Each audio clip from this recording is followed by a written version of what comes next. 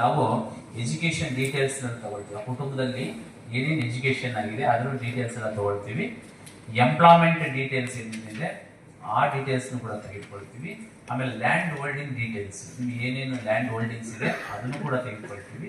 ಅಥವಾ ನಿಮ್ಮ ಮನೆಗೆ ಬಂದಾಗ ನಿಮ್ಮ ರಾಜಕೀಯ ಒಂದು ಪ್ರಾತಿನಿಧ್ಯ ಯಾವ ತರ ಸಿಕ್ಕಿದೆ ಇದುವರೆಗೆ ಅಂತ ನೋಡ್ಕೊಳ್ಳಿಕ್ಕೆ ನೀವು ಗ್ರಾಮ ಪಂಚಾಯತಿ ಮೆಂಬರ್ ಆಗಿದ್ದೀರಾ, ಇಲ್ಲ MLA ಆಗಿದ್ದೀರಾ, MLC ಆಗಿದ್ದೀರಾ, MP ಆಗಿದ್ದೀರಾ, ZP ಮೆಂಬರ್ ಆಗಿದ್ದೀರಾ, ಈ ತರದ ಮಾಹಿತಿಯನ್ನು ಕೂಡ ಈ ಬಾರಿ ಅದರಲ್ಲಿ ತೆಗೆದುಕೊಳ್ಬೇಕು ಅಂತಕ್ಕಂಥ ಒಂದು ಮೂಲ ಉದ್ದೇಶವನ್ನು ನಾವು ಇಟ್ಕೊಂಡಿವಿ. ಒಟ್ಟಾರೆ ಇದು ಸಾಮಾಜಿಕ ಆರ್ಥಿಕವಾಗಿ ಇರ್ತಕ್ಕಂಥ ಒಂದು ಸಮೀಕ್ಷೆ, ಸಂಪೂರ್ಣವಾಗಿರ್ತಕ್ಕಂಥ ನಿಮ್ಮ ಕುಟುಂಬದ ಎಲ್ಲ ಮಾಹಿತಿಗಳನ್ನ ಇದರಲ್ಲಿ ಪಡ್ಕೊಳ್ತಕ್ಕಂಥ ಒಂದು ನಿಟ್ಟಿನಲ್ಲಿ ಈ ಒಂದು ಇದನ್ನು ನಾವು ಮಾಡ್ಕೊಂಡಿದ್ದೀವಿ. ಹಾಗಾಗಿ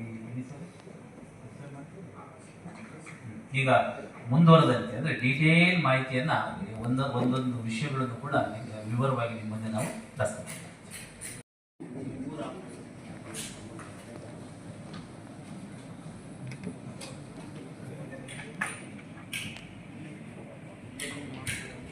ಎಲ್ಲ ಇಲ್ಲಿ ಸೇರಿರುವಂತಹ ಎಲ್ಲ ಬಂಧುಗಳಿಗೆ ನಮಸ್ಕಾರಗಳನ್ನು ತಿಳಿಸುತ್ತಾ, ವೇದಿಕೆ ಮೇಲೆ ಹಸಿರಾಗಿರುವಂತಹ ಮನೆ ಜಿಲ್ಲಾಧಿಕಾರಿಗಳು, ಮನೆ CEO ಅವರೊಬ್ಬರು, AC ರವರು, assistant director social welfare department ಅವರು.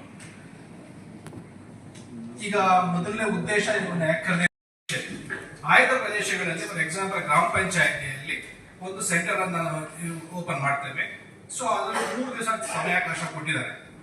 19ರಿಂದ 19/5ರಿಂದ 21/5ವರೆಗೂ ಸಹ ಆ ಸಮಯಾವಕಾಶವನ್ನ ಕೊಟ್ಟಿದ್ದಾರೆ. ಅಲ್ಲಿ ಸಪರೇಟ್ ಆಗಿ ಸೆಂಟರ್ಸ್ ಇರುತ್ತೆ. ಅಲ್ಲಿ ಸಹ ನಿಮ್ಮ ಸಮೀಕ್ಷೆಯಲ್ಲಿ ಏನಾದ್ರು ಮಿಸ್ ಆಗಿತ್ತು ಅಂತಂದ್ರೆ ಅಲ್ಲಿ ಬಂದು ತಾವು ಮಾಹಿತಿಯನ್ನ ನೀಡಬಹುದು.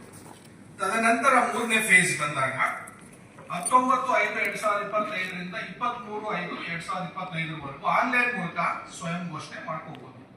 ಇದೆಲ್ಲ ಏನಾಗುತ್ತೆ ಅಂತಂದ್ರೆ ಪ್ರತಿಯೊಂದು ಸಹ ಒಂದು ಮೊಬೈಲ್ ಅಪ್ಲಿಕೇಶನ್ ಅನ್ನ ಡಿವೈಸ್ ಮಾಡಿದ್ದಾರೆ. ಮೊಬೈಲ್ ಅಪ್ಲಿಕೇಶನ್ ಏನಿರುತ್ತೆ ಅಂತಂದ್ರೆ ಅದರಲ್ಲಿ 3 ಮಾಡ್ಯೂಲ್ ಇರುತ್ತೆ.